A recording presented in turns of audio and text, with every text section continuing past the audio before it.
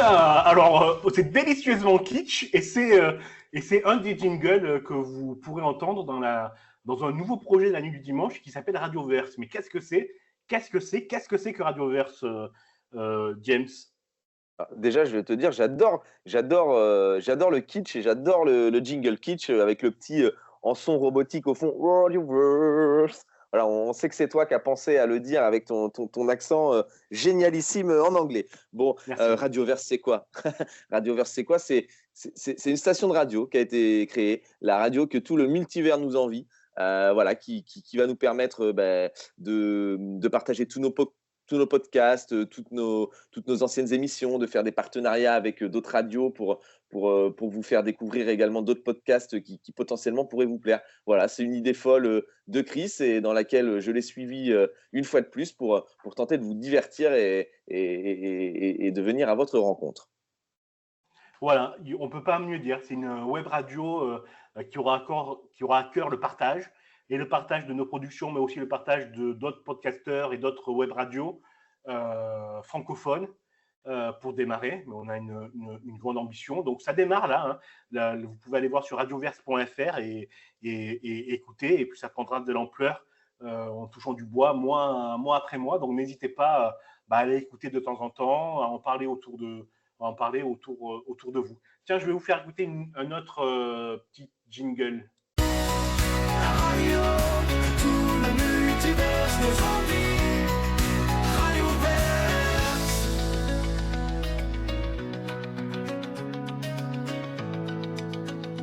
Radioverse.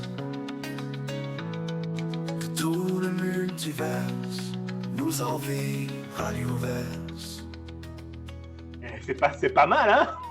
Putain, c'est pas mal. Alors là, et pendant un temps, j'ai cru qu'on allait mettre un épisode de Friends. Qu'est-ce que tu as dit? Je me suis dit pendant un temps que tu allais nous mettre un épisode de Friends ou de Beverly Hills. Là, je suis retourné dans les années 90 avec ton générique, j'adore. Bah écoutez, en tout cas, chers auditeurs, on espère que ça va vous plaire. Voilà, on vous prépare plusieurs podcasts, on vous en a déjà parlé, mais on vous prépare une émission cinépopée sur les plus grandes épopées cinématographiques qui reviendra une fois par mois donc en podcast et sur cette antenne Radioverse. On essaie de mettre en place des jeux. Qu'est-ce que tu vas nous proposer d'autre, Chris? Ben oui, alors Cinépopée, c'est un super beau projet qui est lancé par toi d'ailleurs. C'est une super idée, et elle sera accompagnée en plus d'une revue que vous pourrez consulter en écoutant la radio. Donc c'est en écoutant l'émission. Donc ça démarre en septembre, et c'est vraiment une super émission qu'il faudra écouter. On va lancer aussi un jeu radiophonique qui s'appelle a priori des tranches folles. C'est un mélange entre l'absurde des grosses têtes et la culture. Donc vous pouvez déjà vous inscrire pour gagner de super cadeaux en vous connectant sur radioverse.fr et en cliquant sur la page contact, inscription à un jeu, ou en envoyant un message sur les réseaux sociaux de la nuit du dimanche. Hein, vous faites comme vous voulez, mais vous vous inscrivez. Donc voilà, on va lancer aussi notre émission avec l'intelligence artificielle. Donc il va nous faire une heure de chansons, on va revisiter des tubes. Ça va être fun, quoi. Ça va être fun. Ça va être fun. En fait, notre but, chers auditeurs, c'est de vous faire découvrir. On va rien révolutionner du tout, mais c'est de reprendre, de retravailler en fait des choses cultes ou des choses qui nous ont fait vibrer. Et si vous nous écoutez, c'est que vous vibrez avec nous. Et voilà, d'en faire de nouvelles émissions, de nouveaux projets, et voilà, de vous embarquer avec nous. Donc n'hésitez pas à vous inscrire sur radioverse.fr. N'hésitez pas à partager ce podcast-là et le faire écouter autour de vous pour qu'on soit un maximum de personnes à pouvoir entrer dans cet univers qui est Radioverse. Nickel, on met tous les liens sur les réseaux sociaux, donc n'hésitez pas à aller jeter un coup d'œil et surtout à en parler autour de vous. On enchaîne ? On enchaîne.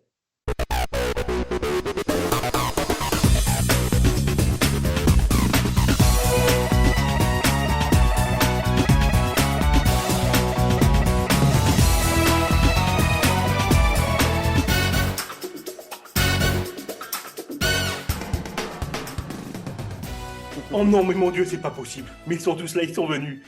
Ne me dites pas ça, mais oui, ils sont là. C'est l'heure de la revue culturelle hebdomadaire. Et alors, l'émission qui mord, gnac gnac. Bonjour Gauthier. Salut. Bonjour James. Salut, gnac gnac. Gnac gnac et bonjour Axel. Salut, salut. Gnac gnac, c'est Mars Attack. Vous l'avez reconnu, le petit extraterrestre de Mars Attack, gnac gnac. Ah non, j'avais pas fait gaffe. J'avais pas la Moi non ref. plus. Mais Ben bon, voilà, c'est vous mon savez film, que Mars Attack. maintenant, Mars Attack, l'extraterrestre fait gnac gnac. Tu l'as sorti d'où?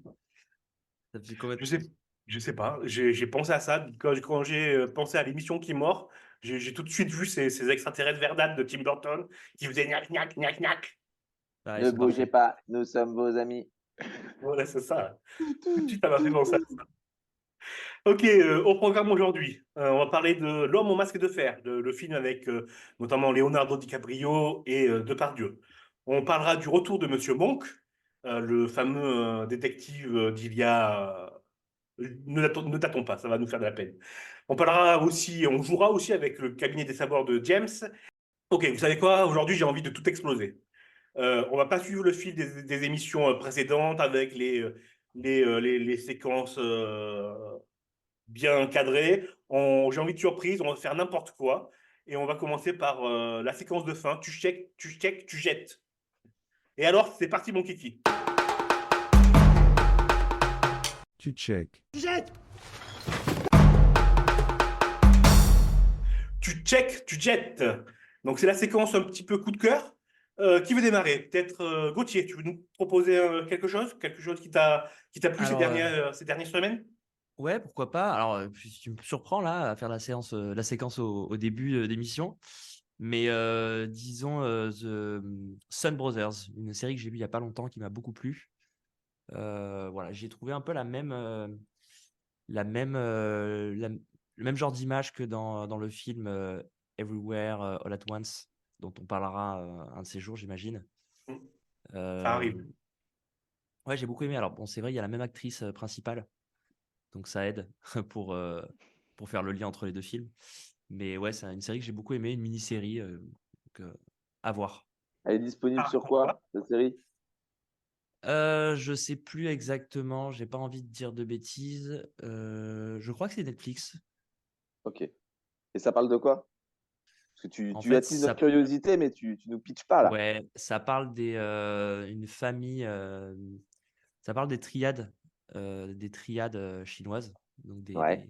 des mafias chinoises, et notamment d'une famille de deux frères en fait qui ont été séparés à la naissance et qui évoluent dans deux mondes différents. Et les mondes se retrouvent à un moment et voilà. Ça se passe un peu aux États-Unis, un petit peu en Chine, et c'est vraiment cool comme série. C'est hyper drôle, il y a de l'émotion, il y a de l'humour, c'est pas mal. C'est avec Ouais, Michel Yeoh, c'est bien ça, qui joue la mère? Je crois, je suis pas Ouais, sûr. mais je te confirme. C'est bien sur Netflix, là. Super. Ouais, j'ai vu la bande-annonce, ça a l'air complètement barré. Elle est dans ma liste, mais j'ai toujours pas regardé. Ok, je Ouais, c'est note. pas mal. C'est un peu barré, ouais. Je note Cimer. Ok, merci. Bah, écoute, on note. Axel, tu veux nous proposer quelque chose? Oui, tant qu'on y est, moi, ça fait quelques semaines, là, je suis en train de regarder Hunter x Hunter. C'est un ami qui me l'a conseillé et c'est mon deuxième animé et vraiment, c'est vraiment exceptionnel. Je trouve que les dessins, les musiques, en fait, c'est la première fois en si peu d'épisodes, je suis vraiment dans l'histoire et je vous la conseille vivement parce que ça vaut vraiment le détour. Et ça raconte quoi, ça aussi? Ça raconte alors, pour pas non plus trop spoil, c'est l'histoire d'un petit garçon qui souhaite retrouver son père, qui est un hunter professionnel, qui est, qui est dans cet animé un réel métier. Et donc, on va dire qu'au début, il y a une sélection pour devenir hunter et ça raconte toute son histoire et comment il fait des rencontres de personnes qui vont les suivre jusqu'à la fin de ses aventures, pardon. Et Hunter, c'est chasseur de monstres, c'est ça? Oui, il y a de ça, mais il y a différentes catégories, mais ça, je pense que faut le voir pour comprendre. Ok, super, bonne note. Super, merci beaucoup. Je sais pas si je dis pas des conneries, mais moi, ça m'a fait penser un peu à Pokémon dans l'idée. Tu sais, ils sont une petite bande, ils se suivent, il y a plein d'épreuves et tout, je sais pas. Possible, mais après, je trouve que Pokémon, c'était un peu plus enfantin et un peu moins de. Il y avait un Oui, peu c'est moins de vrai. suspense, je trouvais. Ouais, ouais, c'est vrai, c'est Là, vrai. c'est vraiment, il y a une intrigue Bah, qui est Pokémon, je le plus regarderai plus à mon aiguisée. âge, Ah oui, ça c'est sûr. j'avoue. Bon, après, Hunter x Hunter, je l'ai regardé il y a quelques années et c'est vrai que j'avais beaucoup aimé aussi. ouais. Et c'est pas aussi long que ça. C'est une série qui va très vite comparé à d'autres animés comme One Piece qui sont dans la longueur. Cet animé-là, il est très court, on va dire, Ouais, malgré ses 100 j'ai vu épisodes. j'ai vu qu'il y avait 6 saisons et 148 épisodes, mais elle est Ah oui. finie la série ou ça va continuer? Elle va continuer parce qu'en fait, le réalisateur était malade depuis plusieurs années. Il a dû arrêter son œuvre et récemment, on a entendu que ça allait mieux, donc peut-être qu'il allait continuer, on ne sait pas. Et tous les créateurs de mangas sont malades alors, du coup, c'est quoi le. Parce que c'est pareil avec Oda, celui qui fait One Piece, là. Ça rend malade des fous d'écrire des mangas. Faut croire que oui. Ok, super. Bah, écoute, moi, je suis pas très animé, mais ça donne envie de jeter un œil. Merci, Axel. Bah, je vous propose de passer à la suite. Et la suite, je sais pas ce que c'est, on va voir. Madame, je n'écrirai rien sur ce film, c'est une merde. Bah, écoutez, je vous propose de parler de l'homme au masque de fer. C'est une nouvelle rubrique qu'on lance dans l'émission. Ça s'appelle l'Instant Culte. Je vais vous proposer, James et les rédacteurs de l'émission, un film à regarder et qu'on en discute des années après sa sortie. On commence avec L'homme au masque de fer, le film avec Leonardo DiCaprio notamment et Gérard Depardieu. Qui veut démarrer? Ah, moi, je démarre. Allez, vas-y. Parce que j'ai pas envie que vous me tuiez mon film d'enfance. Et je vous préviens, vous Mhm. n'avez pas le droit de critiquer ce film. Merde. Non, je savais. C'est un film. Vous savez, on a tous un film d'enfance comme ça où on le regardait quand on était petit et quoi qu'on pense, quelle que soit la façon dont on évolue, ben, on sera toujours attaché et on admirera toujours ce film, même si c'est peut-être une grosse daube. Et donc, du coup, moi, je suis pas objectif et c'est vraiment un film que j'ai adoré, que je regardais au moins une fois par semaine, si c'est pas plus, pendant plusieurs années.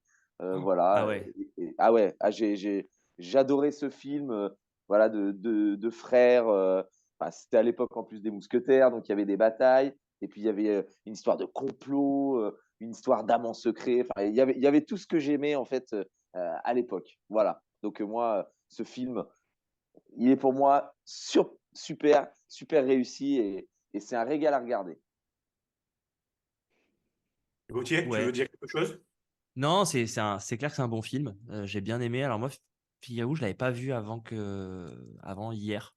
Je l'ai regardé hier parce que tu nous avais demandé de le regarder. Et j'ai beaucoup aimé. C'est vrai qu'il y a plein de choses qui s'y passent. On voit que c'est pas un film qui date d'hier.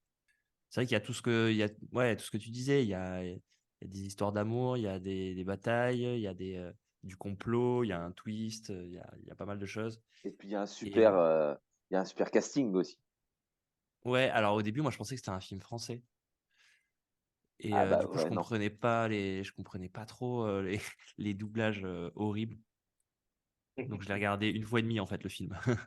Je l'ai re-regardé en VO. Alors moi, pareil, comme toi, Gauthier, je l'ai vu très récemment, justement sur les conseils de James. Il nous en avait parlé d'ailleurs dans une précédente émission, lorsqu'on parlait des Trois Mousquetaires, Milady. Alors, c'est un film d'aventure de base, on va dire. Je reconnais tout ce que vous avez dit, c'est fun, ça ne se prend pas la tête. Bon, par contre, moi, je suis resté aux portes du film, quoi. Leonardo DiCaprio en roi, j'ai pas cru une seconde. On dirait que c'est un gamin qui joue à être roi dans son jeu. Il a un petit Euh, côté King Geoffrey, hein. oui, voilà, c'est ça, ouais. Mais c'est pas mal, moi j'aime bien du coup. Ça fait un Ouais. peu. Bah, justement, ils doivent décrire un roi qui a rien à foutre là, en fait, et ça marche bien. Parce Ah, puis que. ces deux comportements complètement différents là. Moi, Et ils jouent les deux à la perfection. ah ouais, ils jouent les deux à la perfection. Enfin, je veux dire, on voyait déjà l'acteur en devenir que ça allait être. Moi, je suis un peu resté au port. Mais je reconnais que c'est un film où tu te prends pas la tête, quoi. Ça passe le temps, tu sors pas de la salle. Voilà, puis tu passes un bon moment. Enfin, puis tu vois Voilà. des beaux acteurs, Je Jeremy te trouve Irons, dur, hein. John Malkovich. Ouais, Ouais, t'es il dur est quand même. excellent. Ouais, t'es dur. Ouais, je te trouve Contre, dur. On Non, sort mais pas il de est la dur. salle, Tu sais, bordel. tu sais pourquoi il est dur, Gauthier? Il est Pourquoi? hyper dur. Bah, parce qu'il est fan d'Alexandre Dumas et dès qu'on touche à l'œuvre d'Alexandre Dumas, Ah, eh ben, c'est de la merde. Voilà, clairement. C'est pas ça, Christophe? ouais. Et d'ailleurs, je vous annonce que il Pierre avoue Ninet va direct. reprendre le rôle du comte de Monte Cristo et que ça a l'air d'être une catastrophe. Mais on Ah oui, n'en bah parle pas. avec Ninet, oui. Ah si, ça a l'air bien, ça. Bon, après, Pourquoi une on verra. catastrophe? Ah, Parce que on en parlera un peu plus tard. parce que c'est C'est Alexandre Dumas. un petit teaser dans l'émission. Et- Par contre, je ne sais pas si vous avez remarqué ou si ça vous a fait quelque chose. Alors, juste avant, on a oublié Axel. Pardon, Axel. Axel, est-ce que tu as vu le film? Est-ce que tu veux dire quelque chose sur le film? Bah pour moi, c'est vraiment pas le style de film que je regarde parce que je trouve qu'il a un peu mal vieilli. Après, je sais que j'ai, il est sorti avant ma naissance, donc ça y joue peut-être. Parce que je dois rappeler que je suis quand même le plus jeune ici, donc ça y joue peut-être. Mais après, c'est sûr que le casting et on ne s'ennuie pas, mais bon, ça n'a pas été un coup de cœur pour ma part. C'est fou, tu n'étais pas né et Leonardo DiCaprio était déjà acteur. Ça me Et oui, c'est ça fou et m'angoisse. Ouais. Et je veux pas. Je dis ça sans méchanceté, hein, mais il a l'air d'avoir vieilli de 5 ans entre le film et aujourd'hui. Et toi, clairement, t'as pas 5 ans, quoi. Donc. non.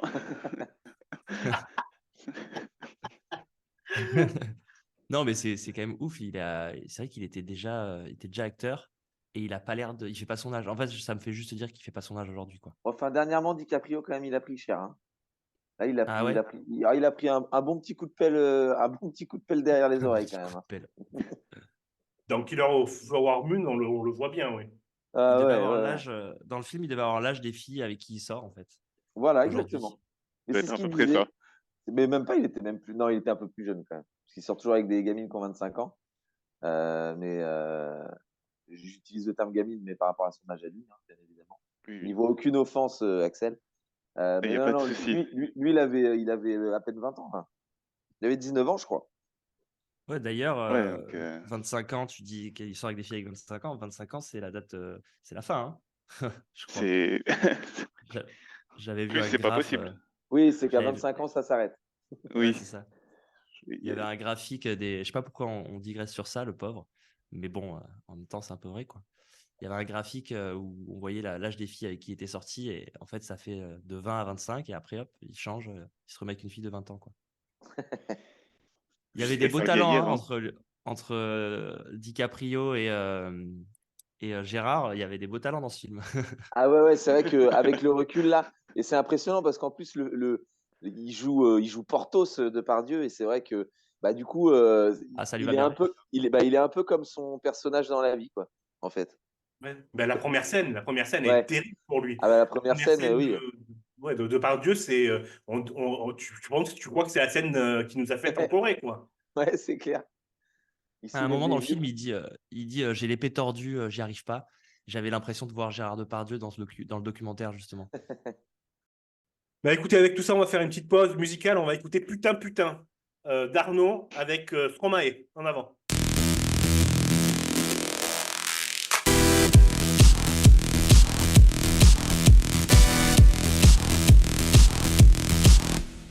Je ne suis pas une footballiste, je ne suis pas une communiste, et je ne suis pas une catholique, je ne suis pas une cycliste.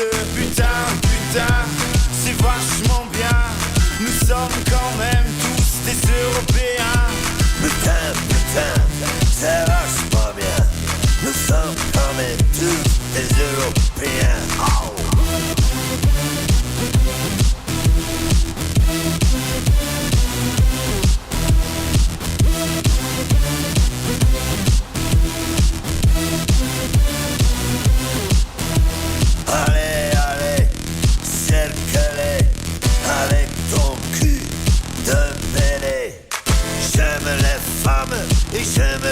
chansons. Et comme j'ai toujours dit, j'aime les zizés. Putain, putain, c'est vachement bien. Nous sommes quand même tous des Européens. Putain, putain, c'est vachement bien. Nous sommes quand même tous des Européens. Il y a des gens qui parlent beaucoup, mais ne disent rien du tout. Il y a des gens qui crèvent de faim.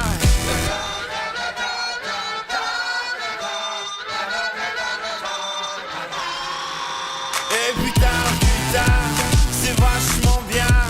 Nous sommes quand même tous des Européens.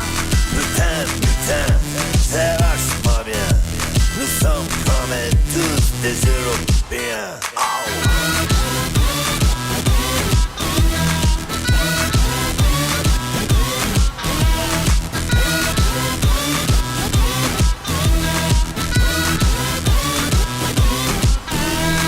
Jolie mademoiselle, prends mes mains. Le samedi soir, tout le monde prend un bain. The rich may be rich and the poor may be poor. They all beat the shit out of each other. Putain, putain, c'est vachement bien. Nous sommes quand même tous des Européens. Putain, putain, c'est vachement bien. Nous sommes quand même tous des Européens.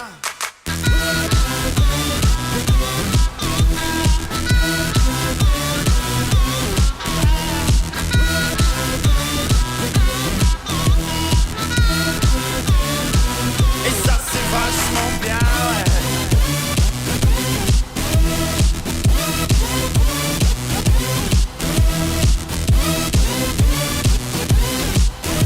Nous sommes quand même tous des Européens, ouais.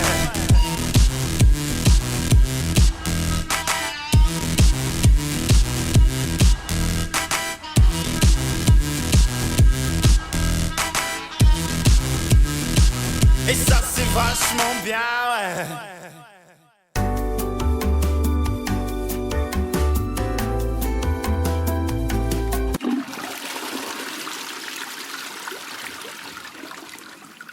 James, c'est à toi la parole. On fait le cabinet des savoirs. Et je te propose que le gagnant ne donne pas tout de suite sa chanson, mais la donnera au temps opportun, c'est-à-dire au moment où je le déciderai. À toi, James. Allez, on fait ça. C'est parti. Go. Le cabinet des savoirs, comme vous le savez, une fois toutes les 2 semaines, on joue au cabinet des savoirs. Pourquoi le cabinet des savoirs? Je passe un temps mais fou sur mes toilettes, tantôt à cause d'une maladie dite Missy, tantôt parce que j'aime bien passer du temps sur ce trône. Et alors forcément, je déniche des infos insolites sur les thèmes du jour, un peu de culture G. 3 questions. Celui qui remporte le plus de questions est décerné le roi des cabinets. Je rappelle qu'il y a 2 semaines, personne n'a eu cette couronne. Hein. C'était une égalité parfaite, 1 point, 1 point, 1 point. Donc, messieurs, ce soir, c'est à vous d'y croire. C'est à vous d'y croire. On dirait, et ce soir, c'est à vous d'y croire, on dirait le début d'une chanson. Ou une vieille émission. Ou une vieille émission, ouais. Allez, c'est parti. Oui, qu'est-ce qu'il y a, Christophe? Non, Mais on il y a aime, hein. Faut garder. Hein. Allez, attention, c'est parti. On joue au cabinet des savoirs et on va tout savoir ce soir. Ok, première question. On vient de parler de l'homme au masque de fer. Vous l'avez entendu, l'homme au masque de fer. Et donc, j'ai une question sur l'homme au masque de fer. Excusez-moi, j'ai la voix un peu qui déraille. Quel fait étonnant pour un film de ce type s'est révélé lors de sa sortie en salle? Alors, ça a un lien avec les acteurs? C'est un lien avec les acteurs. Le fait en lui-même n'a pas, la réponse que j'attends n'est pas en lien avec les acteurs, mais si en fait elle est en lien avec les acteurs. Mais j'attends pas une réponse sur un acteur. D'accord. Mais la réponse, elle est du fait des acteurs. Est-ce qu'il y a un lien avec l'argent dans ta réponse? Genre, il y en a qui ne sont pas fait payer, ils se sont fait payer trop cher. Non, pas du tout. Leur nationalité? C'est un film de plusieurs. Non. Non? Essayez déjà de trouver l'acteur qui participe à la réponse à cette question. Ah. Ça concerne Depardieu? Non, ça ne concerne pas Depardieu. Ça concerne DiCaprio. Que ça a un lien avec les avant-premières? Alors, pas avec les avant-premières, mais avec toutes les séances en général. Ok. C'est en lien avec le film ou c'est en lien avec Caprio lui-même, sa vie personnelle? Non, pas sa vie personnelle, mais la réponse que j'attends, je répète, quel fait étonnant pour un film de ce genre est révélé lors de sa sortie en salle. Donc, c'est quoi comme genre de film? C'est un Bah, film j'allais de demander. KPDP, d'aventure? Voilà, c'est un film de c'est un film de KPDP, exactement, un film d'aventure. Et il y a un fait étonnant, généralement, pour ce genre de film, il se passe certaines choses, et là, c'est l'inverse total qui s'est produit. Bah, DiCaprio, il a jamais de cape ou d'épée sur lui pendant tout le film. Non, rien à voir. Donc, ça a été son premier film après Titanic. Alors, Donc, ça a ça été a son emmené premier. du monde. Ça a emmené du monde, mais quel type de personne? Un Des film meufs. d'aventure. Exactement. Ah, Donc, Il y avait Donc, plus c'est le film de. qui a eu un gros succès pour les meufs, alors que d'habitude, c'était pour les garçons, les KPDP. allez, je t'accorde la réponse, Christophe. C'est pour ce film, c'est 55% de public féminin, dû au gros carton de Titanic. Parce qu'il faut savoir que le film, il a été tourné après Titanic, mais comme Titanic avait pris énormément de temps au montage, en fait, il est en salle, il est sorti qu'à 3 mois d'intervalle. Et comme on sortait de l'énorme carton du film Titanic avec DiCaprio, et ben, le public féminin a absolument voulu aller voir DiCaprio dans le rôle d'un roi de France. Et du coup, d'accord. 55% du public est féminin, alors que, bon, sur un film de KPDP, oui, on va pas se mentir, on va pas faire preuve de machisme, mais on a beaucoup plus souvent d'hommes que de femmes dans les salles obscures, et encore plus dans ces années-là.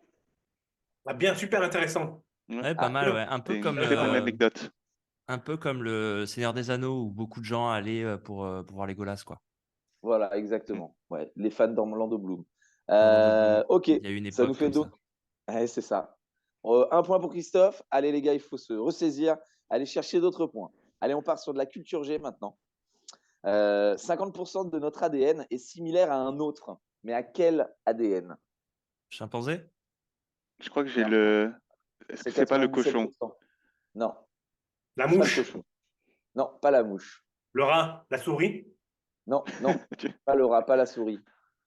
À quel point on est loin du chimpanzé? Ah bah, Dans on est ta très loin. Le réponse. chimpanzé, on est entre 98 et 99% de l'ADN. Ah voilà, là c'est 50. Ok. Là, 50. ok. Je vous rappelle qu'on est dans un fait improbable, donc ne cherchez pas quelque chose qui se rapproche quand même. Ok. Parce qu'on a l'habitude de côtoyer c'est un animal, hein, on est d'accord? C'est pas du tout un animal, non. Ah, c'est une plante. C'est Non. organique ou c'est Oui, c'est organique, mais ça n'est pas une plante. une plante? Non, pas une plante. C'est matériel? Attends, On c'est peut pas un le animal, toucher? c'est pas une plante, c'est un champignon alors. C'est pas un champignon. Ça serait bizarre même. Bah attends, il y a quoi à part les plantes, les animaux et les champignons qui est organique? C'est pas une plante en soi. Ah, Qu'est-ce Une que- arbre? fleur? Non, pas une fleur. Un arbre? Alors, pas un arbre. Un arbuste? Non, pas un arbuste. un buisson. Non, mais on était proche de l'arbre. On était proche de l'arbre. Ok. Ah, Qu'est-ce que produit un arbre? Des feuilles? Les feuilles? Non, pas des feuilles, non. des fruits? Des Selon fruits, les oui, arbres. voilà, des fruits. Bah oui, des fruits, mais quels fruits alors? Voilà. Des Quels glands? fruits? Des glands. Non, pas des glands. Est-ce qu'on en trouve en Europe? Pour certains, ça doit être 100%. Qui ont le même ADN qu'un gland. Mais est-ce qu'on en trouve en Europe, j'ai entendu? Oui, c'est ma question. Oui, dans les supermarchés, on en trouve en Europe. Sinon, Ok. non. Oui. Donc non quoi. La banane.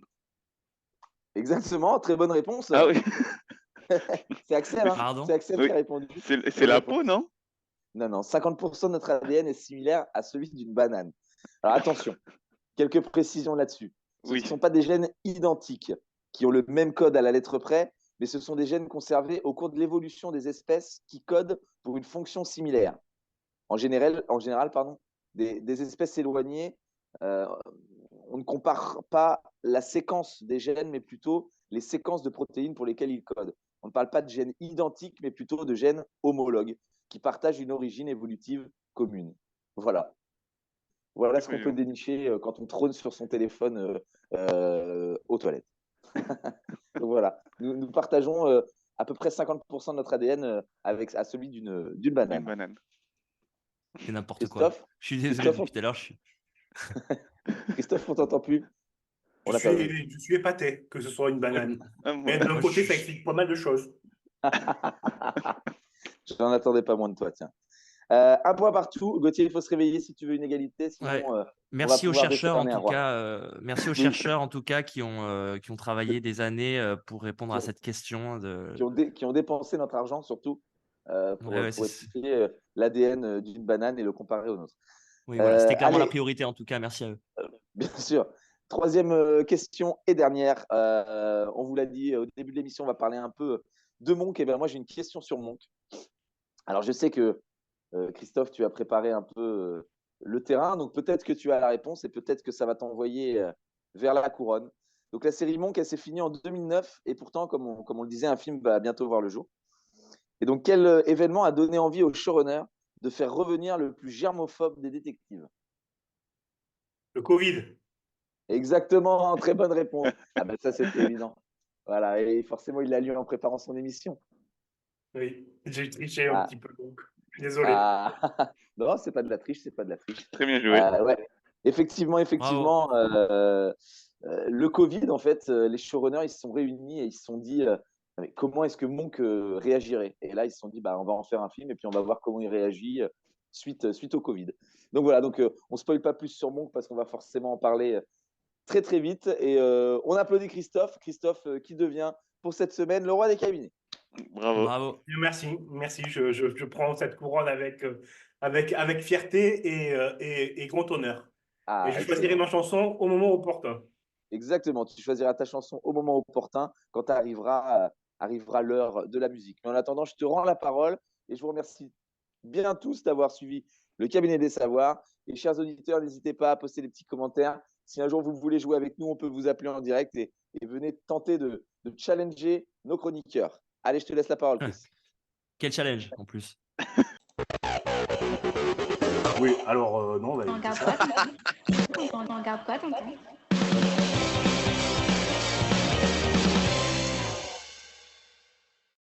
Fiasco, la nouvelle série sur Netflix avec Pierre Ninet et Igor Gottesman. Eh ben écoute, Chris, qu'est-ce que tu en penses de cette série? Alors, je ne l'aime pas. Donc, comme ça, on va être très clair. Je me suis fait. C'est d'entrée cash. Voilà, ouais. Vraiment mal joué. Rien que le début, tu sens les ficelles pour nous retenir devant l'écran. Et c'est gâché par la toute dernière image de Pierre Ninet qui dit on m'a piégé et vous voulez savoir qui c'est? Mais en mode tout ça, c'est une vaste fumisterie. Et ben oui, c'est une vaste fumisterie. Donc pour récapituler, je n'ai peut-être pas été clair, mais à un moment donné, donc, on voit quelques images en teasing du tournage qui est une catastrophe. Donc ils sont en train de tourner un film. On comprend qu'on va regarder le making-of de ce fiasco, d'où le titre. Et puis on voit Pierre Ninet qui est censé être le réalisateur du film et qui nous dit j'ai été piégé, est-ce que vous voulez savoir par qui? Et là, la série commence. Mais il le dit tellement en mode on est tellement proches, vous et moi.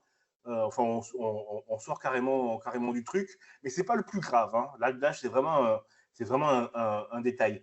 Je te laisse reprendre la parole.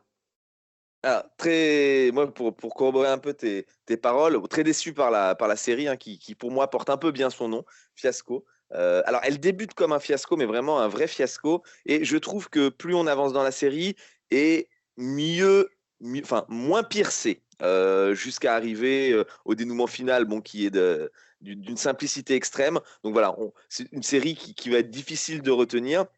Très décevant de la part du réalisateur Igor Gottesman, excellent réalisateur de Five, de la série Family Business, et qui là du coup s'est un peu fait happer. Alors le pitch de départ pas trop mauvais, hein, je vous lance un peu le pitch.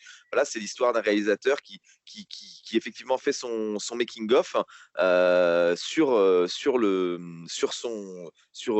un film centré sur la vie de sa grand-mère pendant la Seconde Guerre mondiale. Et en fait, toutes les parties de sa réalisation dans le film vont être un fiasco dû à l'inexpertise de certains, à la maladresse de d'autres. Voilà. Donc, le pitch de départ, moi, c'est quelque chose qui me hypait quand même pas mal. Et le truc que j'ai trouvé très dérangeant dans le film, c'est qu'en fait, c'est un peu surfait, un peu surjoué, comme tu disais, mais c'est surtout très, très malaisant.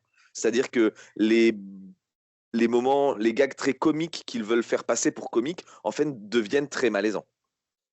Ouais, tout le passage sur le buzz et sur MeToo, c'est à jeter, quoi. C'est à jeter.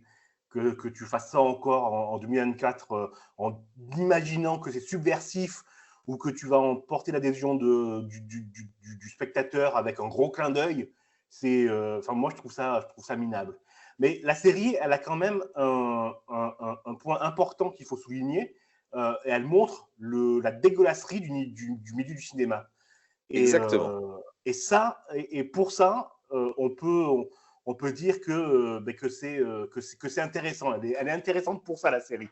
Et le jour où enfin quelqu'un, et bon, ils ne peuvent pas le faire, hein, bien sûr, montrera la dégueulasserie de ce milieu, du milieu du cinéma, là, on aura quelque chose d'important. Mais c'est une série qui ne va pas au bout de ce qu'elle veut montrer, de ce qu'elle veut faire.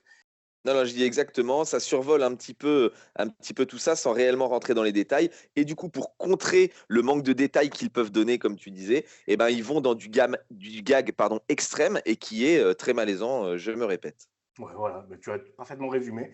Et moi, je vais faire une boucle avec ce que je disais dans une des premières émissions de Et alors, comme là, on est dans une des dernières de la saison. Je conseille vraiment sur le milieu du cinéma les 2 romans de Caroline Bongrand. Je vous conseille Pitch et Eiffel et moi. Donc, Pitch, c'est un peu la version comique de comment elle est partie aux États-Unis pour devenir scénariste. Et Eiffel et moi, c'est un livre effrayant, écrit sur le mode de l'humour, mais qui donne la chair de poule. C'est horrible tout ce qu'elle raconte. Elle raconte comment elle a eu l'idée du scénario du film Eiffel, qui a 2-3 ans maintenant, ou peut-être 4, et comment tout le monde a tenté de la déposséder de ce roman, de la mettre plus bas que terre pour récupérer son idée de génie à leur compte. C'est un roman qui parle de la dégueulasserie du cinéma et qu'il faut avoir lu, surtout si vous voulez en faire, quoi. Regardez où vous mettez les pieds, tous les enculés. Est-ce que je couperai ça? Je n'en suis pas sûr. Oui, parce qu'on peut pas dire tout, c'est faire une généralité qui n'est pas bonne à prendre, surtout dans ces temps si sombres que nous traversons. Non, donc Voilà. une série vraiment, une série fiasco en deçà des capacités d'Igor Gottesman et Pierre Ninet. Très étonnant de la part de Pierre Ninet qui pour moi la bascule trop dans l'absurde, alors que c'est pas un mec du tout absurde et qui est très bon dans ce qu'il fait, même quand il frôle le côté comique absurde, je trouve. Là, il va un peu trop, ça va un peu trop loin. Moi, je retiendrai quand même. Moi, j'ai deux pour moi, enfin pas révélation, parce que l'un des deux est déjà très bon.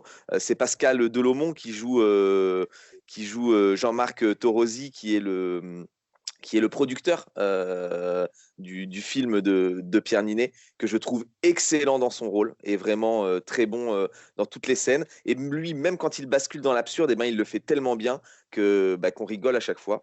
Et je tiens à saluer celle qui joue la stagiaire, Gabrielle, Juliette Gasquet, et du coup qui est étonnante dans son rôle et qui joue vraiment, pour moi, à la perfection. Et ce sont les 2 petites étoiles qui brillent, en tout cas, à travers tout ce fiasco. Eh bien, nickel. On passe. Moi, j'ai rien d'autre à dire. On passe à la suite. Eh ben, écoute, je te propose de passer à la suite. Donc, fiasco, quand même, on le rappelle, disponible sur Netflix. Et voilà, si vous voulez aller vous faire votre propre avis, n'hésitez pas.